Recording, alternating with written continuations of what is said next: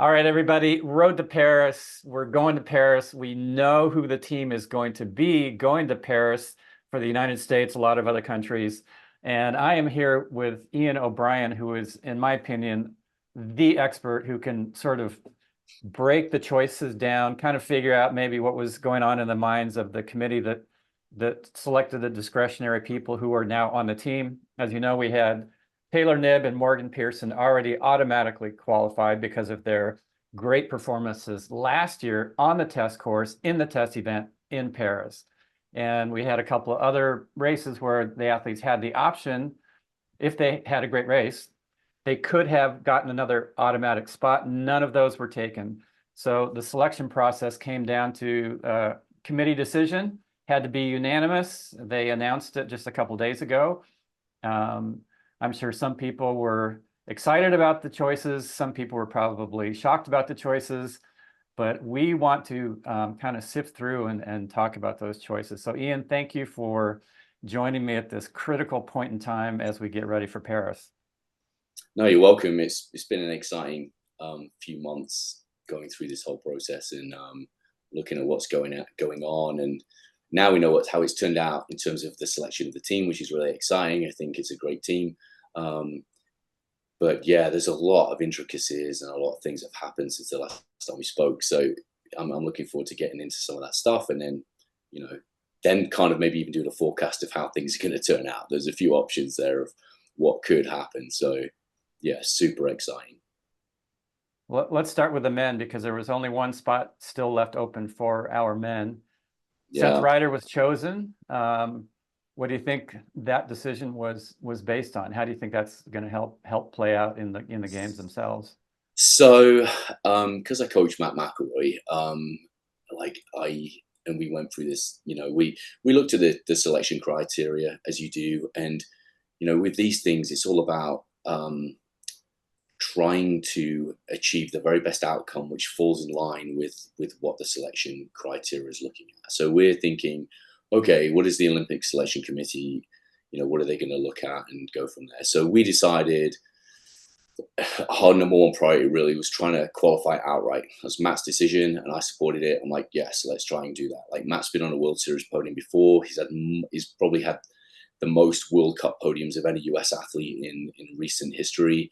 And he's just a phenomenal athlete when it all comes together on the day. So that's been interesting. And him and Seth have been very close through this whole process. Seth's a great guy, great athlete too. But overall, when you look at the numbers and the data from an individual perspective, which is what we were focusing on, Matt was completely, pipping Seth at pretty much every race, and like, I think we nailed it down to like 2 minutes and 15 seconds average running quicker than Seth, and Seth was swimming like 21 seconds quicker than Matt. So averaging out, but even at the end of the day, Matt was kind of like massive wins in that regard. However, the selection criteria is geared around winning Olympic medals. So USA Triathlon are going to look at what is the best team we can put together to guarantee and give us the best possible chance to win an Olympic medal. So this is where it gets a little bit tricky.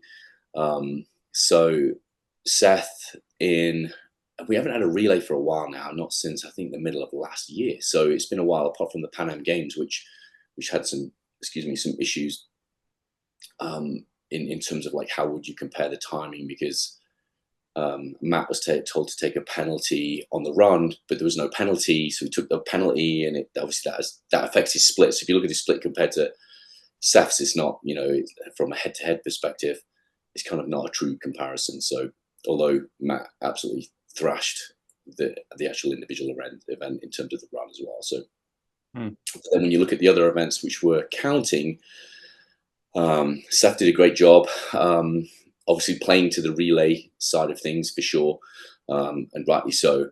But I think two events that Matt had an issue with his wetsuit on one. He couldn't get his wetsuit off.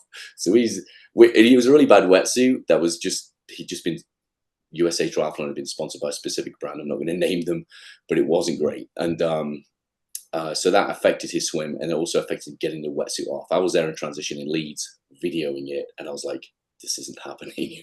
So Seth didn't have those issues, and good for him. And so I think that definitely played out. So I guess what I'm getting at is the selection came down to relay splits, and there was a few things that happened which I don't believe give a true representation of how you can go head to head with the relay split, because it all depends on who's on the bike with you, whether you start first or whether you start third. And in some cases, the run is longer. Like, there's all sorts of variables. And I know USA Triathlon probably looked deep into that and checked all that out. I mean, I spoke to Scott Snitzbaum and he was like, yeah, we looked at all the videos. So, you know, they've tried to give it as much of an objective kind of picture as possible. So in short, I believe Seth was selected because he had, in a couple of errors, slightly quicker splits than Matt McElroy, which is crazy because Matt is I believe a better athlete, but you know, the data is the data, and that's what they went off. So, and again, they're looking for Olympic medal potential in the relay. So if Seth's got the better splits, Seth gets selected, you know, and that's rightly so. So I think that's what's happened. Despite any anomalies that have happened in the race. Like, Matt's bike didn't turn up in Hamburg till the morning of the race, and he had to go get the bike himself, collect the bike, and then he was, I remember him, I wasn't there, but on the phone he was very stressed, and that definitely affected his race. But these things don't get taken into account. Data is data. Well, and if we're talking about an individual medal, obviously Morgan is the man who has that best chance, and probably the other guys don't really stand a chance. So, like, looking back at Cagliari, Matt had a better race than Seth overall. You know, he beat him. However, Seth was in that lead pack, if I remember correctly. So I was wondering, and I thought, I couldn't wait to ask you this question. Do you think that maybe that decision to put him on the team was based on maybe trying to get somebody in the pack who can help Morgan be in a good position?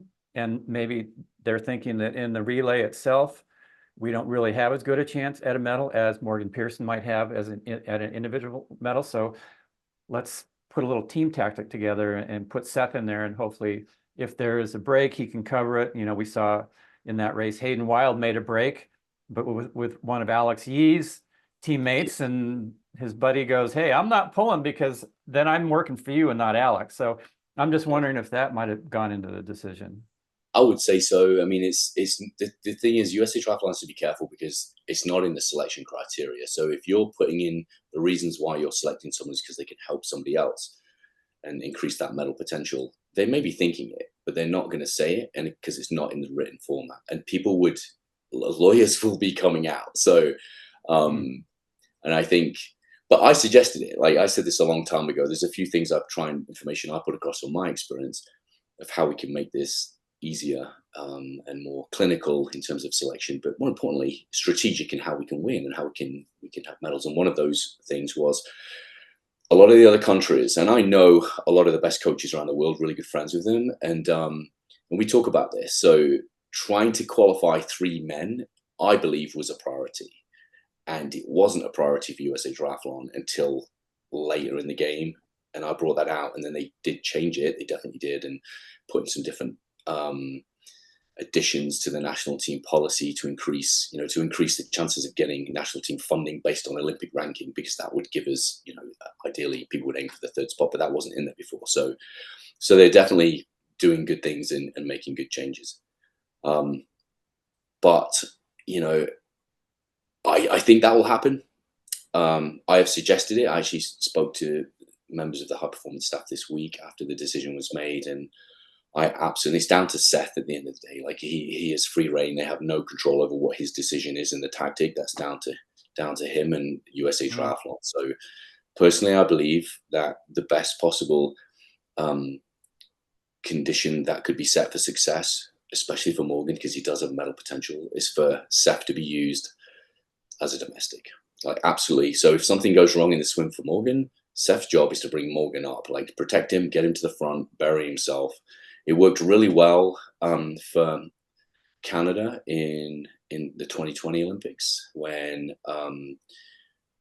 Matt Sharp was, he's a big guy, Matt, and so getting behind Matt is like a great draft. So he was, I believe, tasked to take Tyler Misselchuk protect him and take him to the front. And he did. He did a great job and Mm. buried himself. And that in itself, like, I mean, things didn't work out as well for Tyler, which is a shame. Tyler is a phenomenal guy and a phenomenal athlete. So on the day, it didn't work out quite so well, but the conditions were set. So a lot of things have got to come together. So yes, do I think it will happen? Again, I think there's a good chance of that. It's down to Seth. But I do believe it would be the right decision. Morgan is a phenomenal athlete and provides us probably the only chance with men like Seth. And Seth would probably say himself, I'm not going to win a medal. He's a good dude. Whereas, Morgan is all about trying to win that medal. And I do believe that Seth would probably help him if asked. He may even offer. I don't know. We'll see. But that should happen. The other countries are definitely doing it. I know that for a fact. Like, you can see it in races. I'm out on the ground, like on the hills and stuff, with the British coaches, Australian coaches, etc., and the French, and they are trying to work together to set the conditions for success for their own team. So, yeah, hopefully. Good. Well, let's come back to the idea of the mixed relay and how that might play out. But let's jump over to the women. They had two people who were selected: Taylor+Spivey, Kirsten+Kasper. From what I can see on the outside, Taylor, clearly, she was right there. She's been so consistent over such a long period of time. Clearly a very easy choice, I would think, for them. Give us a little insight into Kirsten's choice. I'll talk about Taylor first. Like, Taylor+Spivey has been just this close so many times, and she's consistently in the top 5. So she is definitely medal capable if the right conditions happen. And Taylor is an amazing runner as well. So in her own right. So in all 3 sports, she's like phenomenal and very consistent. And she tends to negative split runs. So if she doesn't start too quick, she ends up pulling people in. Like with the right stuff, I think she poses a real threat. So I think that's fantastic that she got that selection. Absolutely deserved it. Kirsten. I love Kirsten. I worked with Kirsten for probably about 18 months. We were very successful together. She had a great run. I think it's great news for Kirsten to get selected. She's been at this for 10 years as well. Like, a lot of these ladies and guys have been working at this for a long time to get to this point. And Kirsten just missed out on the last games. And I think she missed out because she could have potentially qualified outright in Tokyo, but she was involved in a crash with Kate Zaveras and they both got hurt, and so they weren't both optimal. That also affected the whole race, and in the end, Summer Rappaport qualified. I think she's a great fit. I think what she did in Yokohama is, I was in Yokohama, and the pressure, everyone was handling it really well. Like, it was a great race. USA Triathlon did a great job. Pleasure to work with out there, and it was, they did their job trying to alleviate some of that pressure. But at the end of the day, it's like, it's up to you. Like, this is a selection event. Like, no one's getting special treatment. Everyone's getting just catered for and looked after as best they can. And I think Kirsten on the day, under a very high pressure, under a microscope, performed. And even I was like, that was just phenomenal. So. And I believe that was probably the main reason why she was selected. So having that ability to be able to perform on the day under the spotlight, I think, for the Olympic Games, is a huge thing. So, So yeah, amazing. So good for Kirsten. Yeah, Yokohama was interesting because that was the last place that any of our athletes could have gotten an automatic qualifying spot. None of them made the top 3 to get that. However, Kirsten came in ahead of somebody else who was also there trying to make the team, who was Gwen Jorgensen. How do you think that played into maybe why we're not seeing Gwen on the team? So, I mean, I have a different theory about, so everybody looks at this from a different perspective. And the good thing about having a selection committee is you have multiple people with multiple points of view. You're just like a jury, I guess, like making sure that they're making the right decision. And my insights, I'm on the ground. I work with these guys day in and day out. And I can see who's robust, who actually can maintain being healthy, who the people who like really have something special that could be nurtured. And I believe Gwen is a missed opportunity. And the reason why I say this is she's done a great job of working. She's worked so hard to get back into the game, and she's got 2 kids. So if she's still managed to pull it off, like to a degree. But yeah, she wasn't selected. She's a reserve, though, I believe. But I do think if I was the high performance manager and if I had an influence on this, like I think Kirsten was a great fit, and absolutely. But I honestly believe that Gwen would have been a better fit. And the reason why I say that, and again, this is all down to policy and decision, is if you, for me personally, if I was looking at this, I would be like, okay, Gwen, this is the deal. If you want that Olympic spot, you've got to do A, B, C, and D. And those things are improving what needs to be improved. You know, she swims with a couple of people, she swims with other athletes. And I personally would be like, okay, you need to go work with Bob Bauman for a month, and you need to integrate that because her running just can be stable. You need to integrate that with working with, I don't know, Christian Vandervelde, anyone, like somebody from the cycling world who's, you know, out of the picture, but is like, and with a group of people around her, and absolutely dial in that mixed team relay perspective. That's how we were looking at our approach to it, like, because of having the very best opportunity or giving or setting the conditions for the best outcome for the relay is what we'd be looking at. So we'd absolutely dial it. For Matt, for example, like he's probably not going to win a relay, an individual race, and he can't play a domestic role because his swim's not strong enough to help Morgan. So he would either be going into the individual for himself, which he would probably place in the top 10. Chances of him getting a medal are slim, I would say. Top 10, absolutely. But in the relay, like absolutely a player. So I believe, and we would have dialed that in to be specific for the relay over the next few months. And I believe that's what should have happened with Gwen. Okay, Gwen, you have a spot, you have a weapon of a weapon on that run. Like it's unreal. Like you saw what happened in Hamburg last year. She's cutting through the field like butter. It was just, she just ran out of time. If you can increase or decrease that margin when she gets off the bike, like that combined with the rest of the people on the team, Taylor+Knibb, Morgan, and whoever else they pick in terms of the late, like, sorry, with Seth. And then, yeah, that's what I think. So do I think it's a mistake?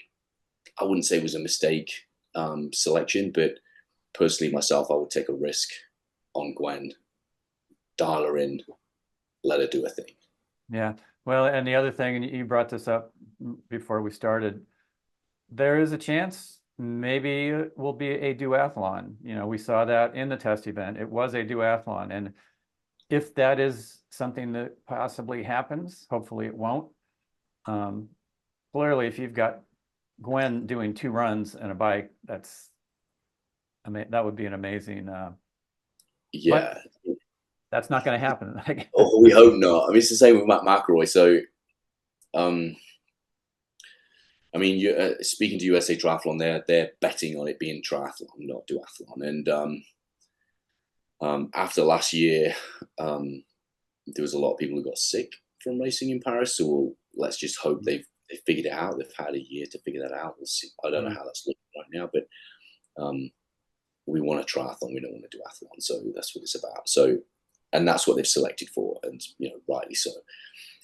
But if it is a duathlon, then I think the outcomes are going to be completely different, and you know, we'll see how that goes.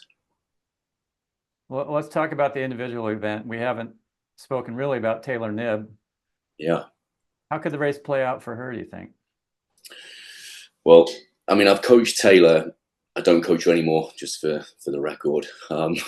But I've coached Taylor since, gosh, I don't even know when it was, like end of 2015. All the way through till almost the end of last year. And she worked with another coach for a few years, Neil Henderson, great guy, somewhere in the middle there. So I have a lot of insights into Taylor. I helped her get to the top, and helped develop a lot of things that she does today. So including her tactics. Now those are going to change. She now works with another coach, Dan, who's another world-class coach and a very good cycling coach.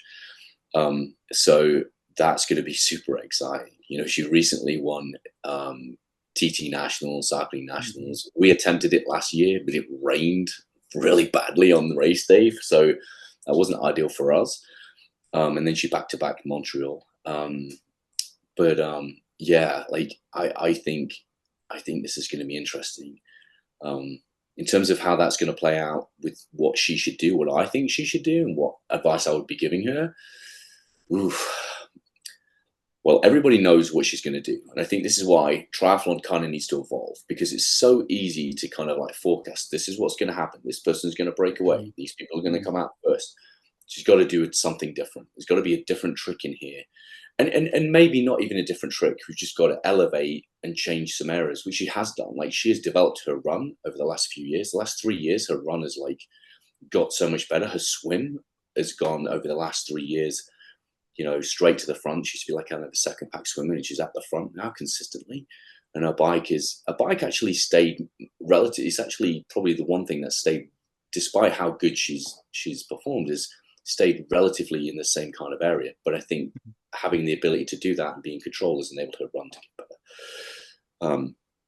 But tactics wise, gosh, like, I would say she needs to select the right spot on the pontoon again against the right people. That's going to be a critical element to this. A mistake that she made in Tokyo, and then wherever she comes out, I think getting through transition as quickly as possible. And she needs to use and her swim is really strong, so she needs to use her bike. Explain to us what that means, to have the right position on the pontoon. What would constitute that? Well, she can either go one or two ways. Like, independently, she doesn't need to be swimming with anybody else. Like, there's a lot of athletes, especially ones that I've coached over the years, who have the ability to pretty much get to the front, get to the buoy first, but no matter where they're at. For an example, I think it was in Edmonton in 2019, I had Flora Duffy was swimming with us for a while leading into that race. Kirsten+Kasper, Vittoria Lopez, and Taylor+Knibb. And all four of them started in slightly different places. I think Flora was at one end of the pontoon, Taylor was at the other, Kirsten and Vittoria were kind of in the middle. And they all pretty much hit the first buoy at the same time and came out really close together.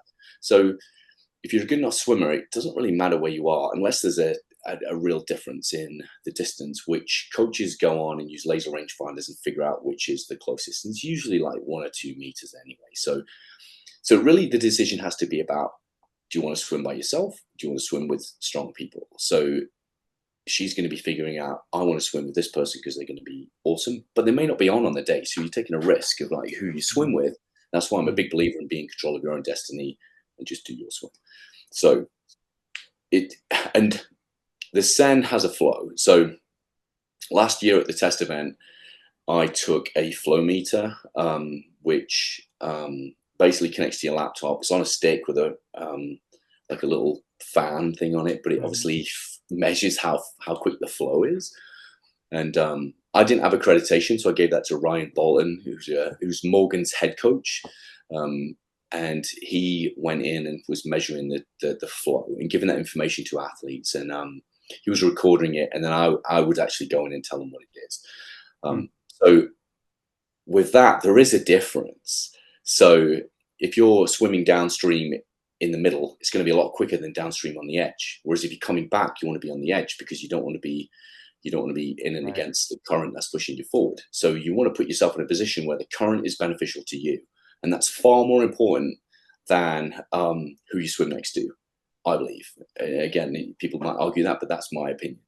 So for example, if you race like the New York Triathlon, like the flow in that river is so quick. Like you could be a really good swimmer, but then you got to change your style. Then it's all about distance per stroke and actually getting good purchase of the water to make yourself faster than everybody else. So there is ways of swimming it quicker. So it's all about where you position with the flow. So it depends on the flow. That's what I would suggest, is like go where the fastest flow is. That combined with the distance to the buoy, and then like your kind of situational awareness with who you're swimming with is going to be important as well. So there's a lot of factors. So I was going to say a lot of decisions have to be made. Yeah. Yeah, and athletes have to make them. You know, it's so like zoned in with all these little things. It's no one takes these things for granted. So, but having that information helps. So, and that helped a little bit last year. So yeah. So if she picks the right line with the right people and it's the shortest to the first buoy, I think that will make a difference. And then coming back is picking the right line against the flow, whether you're with or for the flow, whether the flow is going with or against you. So that'll have a big impact, because it also has an impact later on in the race, because even if you're managing to stay up, but you're swimming against more of a current, it's gonna take it out of you later in the race. Like that glycogen is you're gonna need to be using that in the final throes of the run. So for sure. So how does she, what happens to her on the bike? How does she use that to her advantage? Clearly the best cyclist in the sport at the time, at this time. Right. So honestly, I think, I think Taylor's now a good runner in her own right. I don't think the bike used to be, so back in the early days, like she literally would have to like push the bike and get big gains, and we'd engineer that to enable her to do it, because her run wasn't sufficient. But her run over the last 3 years has just got so good that I don't think it's that much. I don't think it's that much of an issue. However, Potter and some of these other ladies, Cassandra, can run. So to set the conditions for her, the best conditions for her success, I think she should break away. Absolutely. And I think she should do it as early as possible. And I think a lot of people I know from working with her and seeing how other people operate around, when she goes ahead, people generally, psychologically, they're either racing for second, it's already in their head, okay, we're not going to catch Taylor+Knibb, like she's gone. And I don't think everybody thinks that way, but I do think it has been pretty common. So I think that having that psychological edge will help her. And then she's in control of her own race. She doesn't have to worry about anyone else around her. She can go at her power, turn the turns at her, however she wants to turn them, and she can accelerate out of corners how fast she wants to accelerate. So she can keep her effort level as flat as possible, as if she's doing a time trial. Or even a long course race, it's the same principle. You want to conserve as much as possible, but you're still putting that pressure on. And then hopefully she has, a minute or whatever she needs at that point to stave off any other runners. And then it's onto the run and let's go. She's such a talented athlete and diverse in what she's doing, even this year, doing the T100 races, doing the cycling time trial. Do you think that's a disadvantage? Do you think that could take a little bit of that last little edge off that she would need, let's say, to win a gold or win any medal in the triathlon itself, in the individual? I don't know. Like, I'll be honest. Over the years, we've back-to-back races, which probably was not the smartest thing, but she really wanted to do those races, and my job is to facilitate people's success, but very careful about it. But I don't think that's what's happening now. Like, she's not like hitting loads of races back to back. I think they're spread out. I think the T100 definitely plays into what she's going to be doing in time trial for cycling. And I think all three of it will work. And we're still quite a way out. So we're still like 49 days, I think. So by the time she races this weekend in Alcatraz, I think by the time she gets to the race, that's going to have settled in. Like, that's settled in. That's money in the bank. I don't believe that's going to have an effect. If anything, it's going to make her stronger.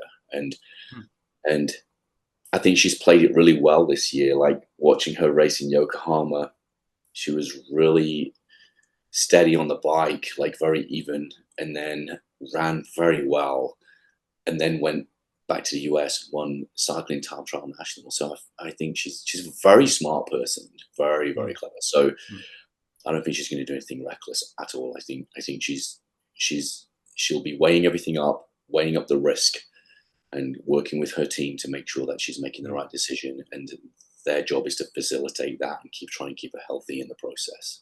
So I don't think it's going to have an effect. I think it's going to make her stronger.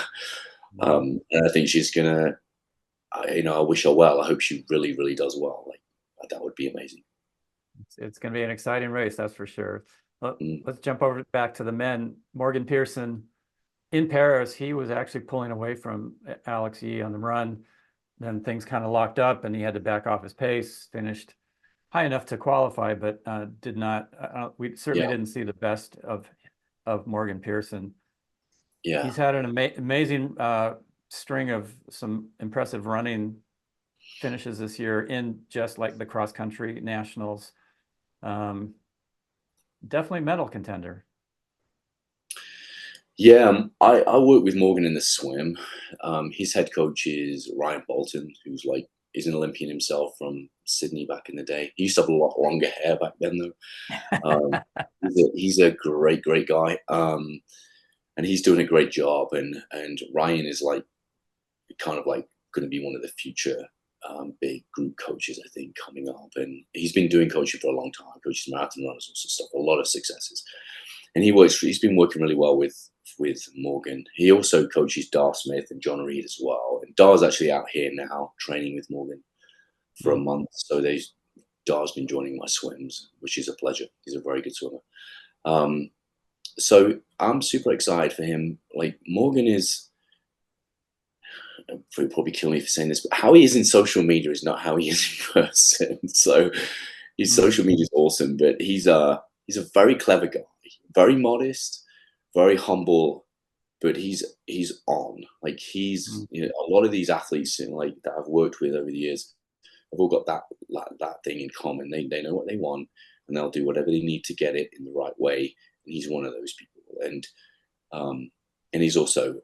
he's such a good team player. Like, I love Morgan. Like, he will do anything for anyone. He's like a motivator in the pool. Like, he's, you know, he will share other things he's doing. Like, hey, oh, we've got this crit race. I'm like, okay, we'll look at that. Like, he's a great guy, you know, and he's a good mentor for the up and coming athletes. Like, I'm really happy he's around, and I really want him to do well. Like, it would be great for him, great for USA Triathlon, great for the sport, to see Morgan really excel. And I really hope that Seth is, you know, wants to kind of like help with that. I think Seth would do a great job. I honestly believe Dar Smith would have done a better, not a better job, but I think Dar Smith would do a great job too. Like, those two, I think Dar just didn't have the results that Seth has had and the longevity in this Olympic period.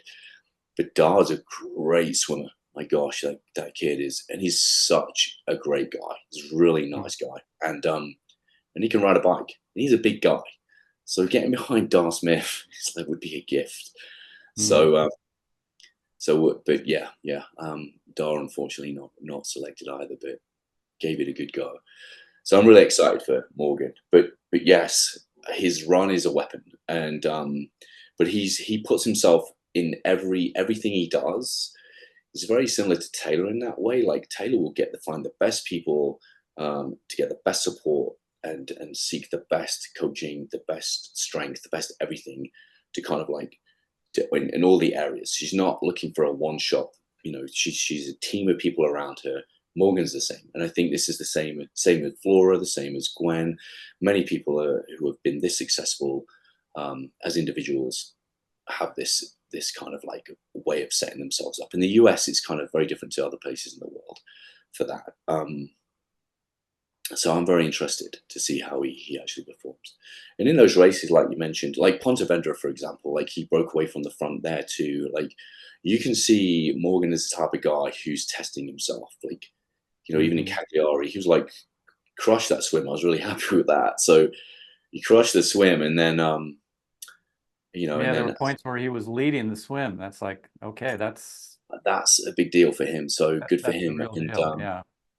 great. But this is, he's like, I think he's like trying all these things out and putting himself into positions, because it's not about failure, but failure does help with growth. And so you learn from that. And so I'll try this. Like, and you know, I do know that in Paris and a little bit in Pontevedra, he had some issues with his lower back. So that kind of kicked in, which is, if that didn't happen, I think he would have potentially won both races. So, you know, you never know what could have happened, but of course, but I think he would have stood a good chance, especially in Pontevedra. Like, he was on fire on that run. I was like, what is going on? Look at this guy go. It's phenomenal. So, I'm really excited for him going forward. So I'm going to support him and Ryan the best I can in their lead up. Yeah, super exciting. Clearly, obviously he has a chance to win a medal, maybe even the big medal, the gold medal. Yeah. Going over to the mixed relays, it's going to be Morgan and Seth. The women, Taylor and Taylor, I'm assuming. I don't know. I mean, definitely Taylor+Knibb. That would, I think absolutely Taylor. I think she can put damage on that bike, and I think she holds her own in all three sports now. And she's going to get, Taylor+Knibb is going to get better and better and better. Like I can't see this trajectory stopping. It's just who she is, you know.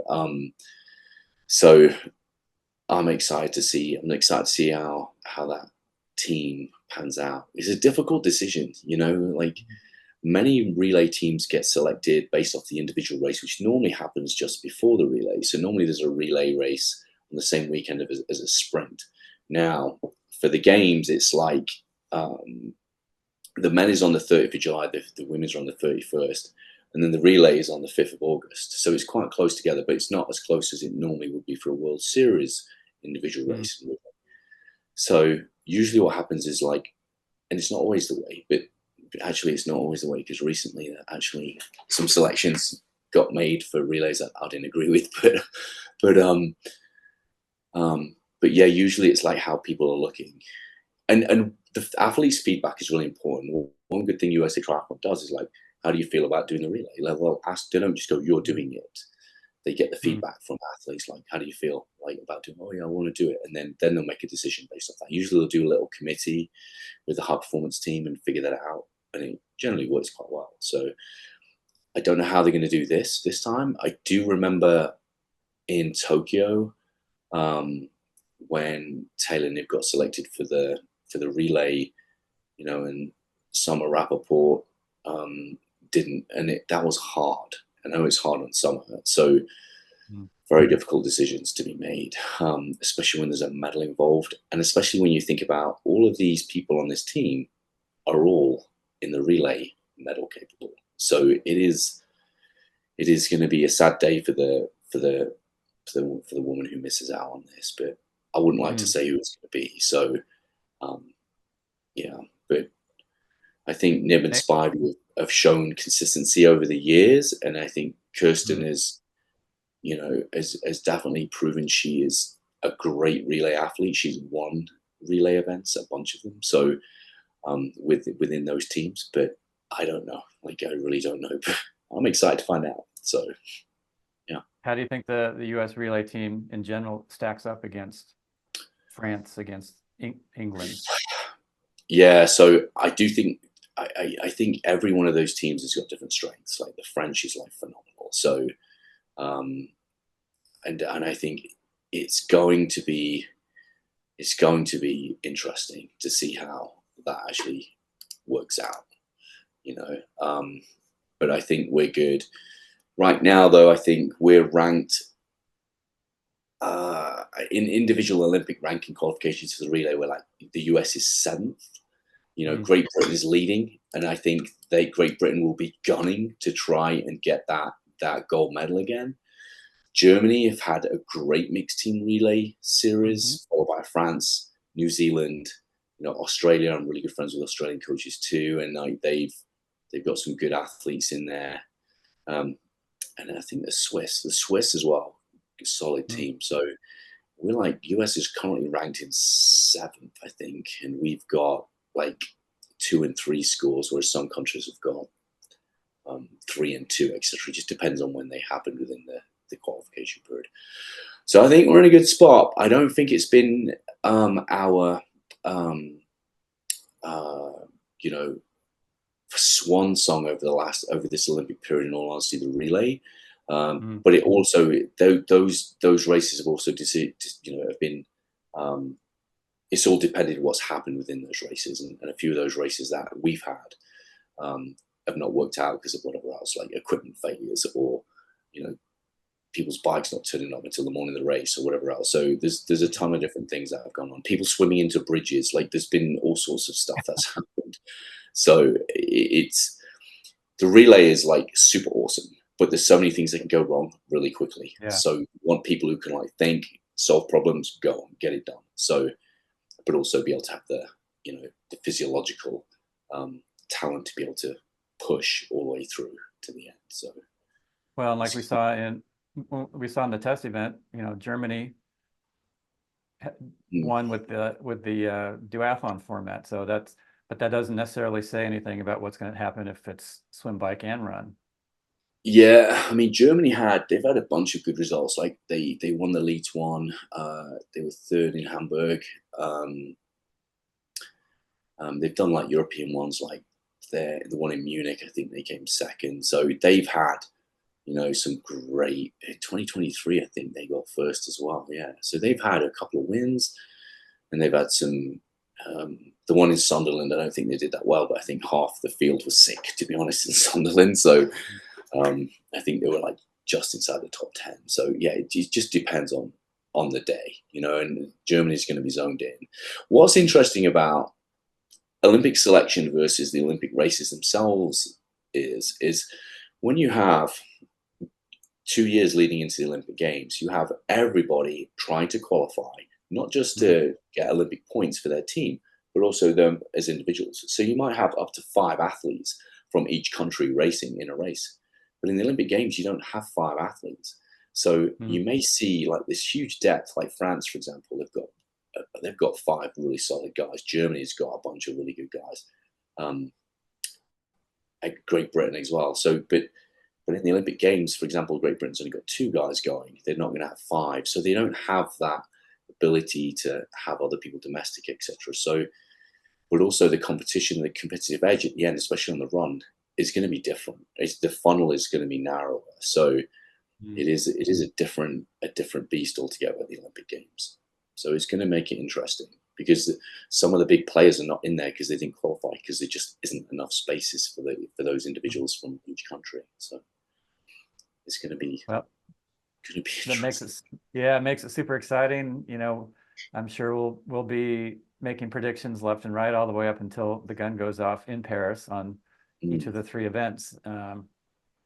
Hopefully the Seine water has been figured out, as you said, and hopefully, you know, all of our team arrives safe and healthy, and you know, their racing is at their top level. It's how is it for you as a coach to bring that funnel of focus down to just that one day that only happens every 4 years? Like, what are your top things you try to do with your athletes?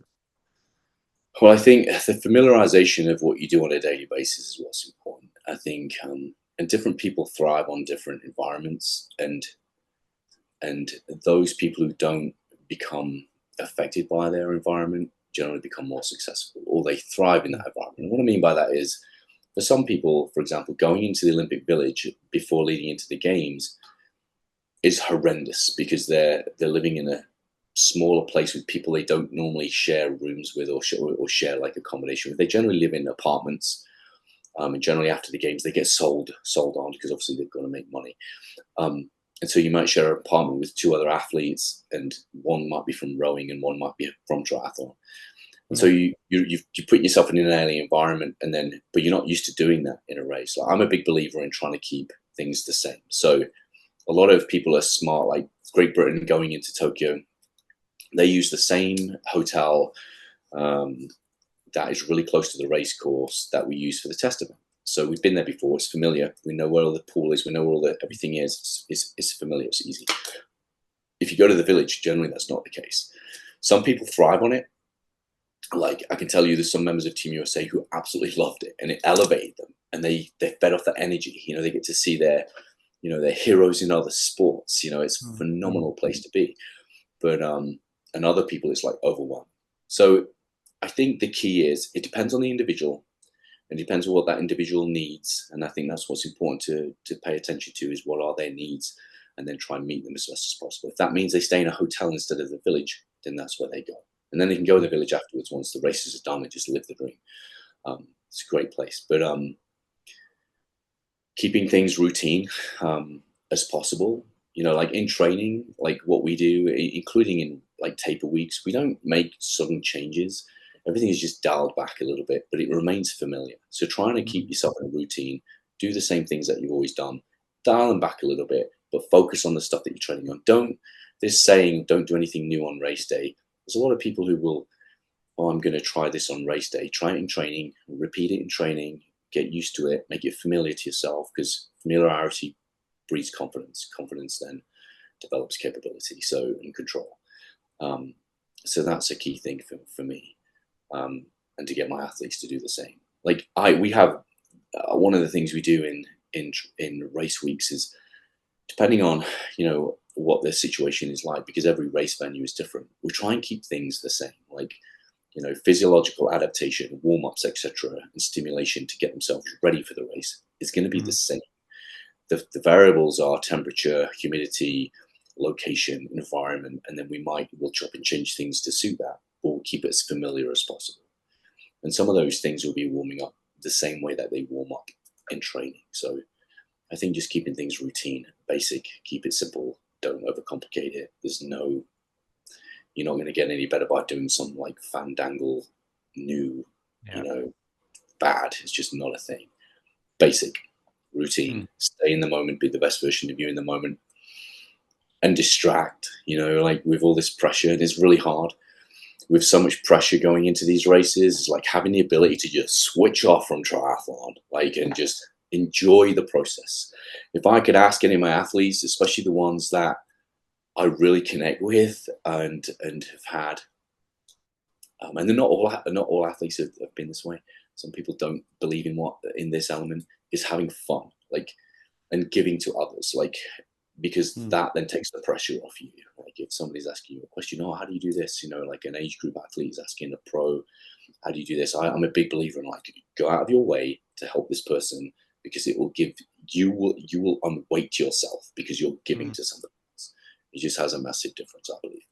So I'm being grateful for that. So there's so many different things, but everybody's different, and so you've got to be specific to each person. And as a coach, trying to figure that out with people is definitely I wouldn't say a challenge. It's also a fun part of this, is like understanding human patterns and then helping to get the very best out of them to set themselves up for success. You've proven you can bring the best out in a lot of athletes. Just to sort of sidestep for a moment, one of your athletes, Jackie Herring, just won Ironman Hamburg after almost a 10-year hiatus from the distance. 8:19 and change, fastest time by a U.S. woman, I think 5th fastest ever Ironman by a woman, something along those lines. Like, that's you must right. be super excited for her. Yeah, I think Jackie. I love Jackie. Oh my god. So I think everybody loves Jackie, but Jackie is not. Jackie is a killer. Like Jackie is a lovely woman, and she's a mom and all this stuff. But trust me, and this is pretty common amongst people who I resonate with and who excel. Is she knows what she wants, and she'll do what she needs to do in the right way to get it. And she's been fun to work with, because I think my approach is probably very different to what she's used to. She's coached herself for a long period of time too, and I've worked with various athletes. I'm known as being a short course coach, but I have multiple world champions in 70.3, multiple world 70.3 podiums. And then, I actually started off as a long course coach back in the day and raced long course myself. Not very well, I might add. But so yeah, it is a passion for me. But yeah, that was a great day. And I didn't predict that result. But I did know that if she remained being bold and just was in control, and I believe she could have excelled, because she does have so much. And I saw this in her a few years ago. I was like, there's a lady who's got so much going. I would love to work with her. And that's why I approached her in Finland, I think it was. I was like, hey, we should chat sometime. We worked it out, and it's going quite well. And again, it goes back to doing fun. It's fun for me to work with people like Jackie, and hopefully it's fun that she works with me. I don't know, but yeah, it's going quite well, and we've got big goals, and we're going to maintain that momentum. But she's a great communicator. She tells me what she wants to do, and and then I think that's been really successful with me, with other athletes in the past too. Like, oh, I want to do this. I'm like, well, okay, let's maneuver this around. We may have to do this. One, to facilitate the stimulus that we need, but two, to remain healthy, which is a huge importance to me. That athletes stay healthy. Some listen, some don't. But that is something that she's really good at. So, and she knows her own body too. So she knows when things are getting a bit hard. But we haven't had the issue. Like, it's been quite good. She's reacted pretty well. But she's her own boss, you know. And I'm a coach, but I would say I'm more like a consultant than a coach for Jackie, to be honest. Like, I'm writing her workouts, but there is a lot of negotiation there. And I think that's why it works well, is it's a collaboration rather than, as a coach, I don't tell people what to do. I will give you my advice and try and get the best out of you. And then, you know, and then we'll keep monitoring and changing it. Like, I'm probably quite frustrating to have as a coach, because I don't publish workouts so far in advance that, and because I believe in coaching, not training. So if I publish stuff out, I'll end up plan early, plan twice, as the saying we used to have in the army, like plan early, plan twice. So, because things change all the time. So I like to like maneuver it up through the threshold, up and down, as we're working through training. So, but she's reacted really well to that. So, you know, if I'm putting 5 days of training in instead of 7 or 10, like some people like, then she's okay with that. So it's going well. Congratulations to Jackie. Yeah, congratulations to you. It's testament to how you individualize it for all of the different athletes, different needs, different ways of doing it, different ways of approaching, different ways of getting that best out of them. Yeah, it's everybody's different, and I think it's very important to understand that it's not. I have made a lot of mistakes over the years as a coach, but you learn from them, and then you change them and you adapt. And that's just life in general, right? Like, I'm a constant problem solver, but I'm looking for the cutting edge, but I'm not looking for the cutting edge with, you know, some fandangle nonsense. Like, it has to be scientific, it has to have the right approach, and it has to be ethical. So we're, you know, I'm constantly looking, especially I'm now stepping more into the long course world. So I'm now looking for more of those types of people who have got something about them, who want to get to that next level. And then, you know, I think I'm probably going to expand that more. I'm going to still maintain what I'm doing with the Olympics until the LA Games. But I think long course is kind of where I'm having more fun right now. So that's my drive. And I'm now seeking people to kind of join me on that pathway. Great. Well, congratulations. And congratulations to Taylor and Kirsten and Morgan and Seth, our US team going to Paris. We'll see them in how many days? Just over 40, 45 days from now, something like that. And yeah, super exciting. Road to Paris. I hope you're enjoying the series. I hope you enjoyed this one with Ian. He's, again, one of the most amazing coaches, so insightful into understanding and explaining how this thing that's so complicated works and how it's all put together and what the ramifications of the choices have been, what the choices are, what the options are going to be going forward in Paris in 2024. We'll see you at the races. See you at the races.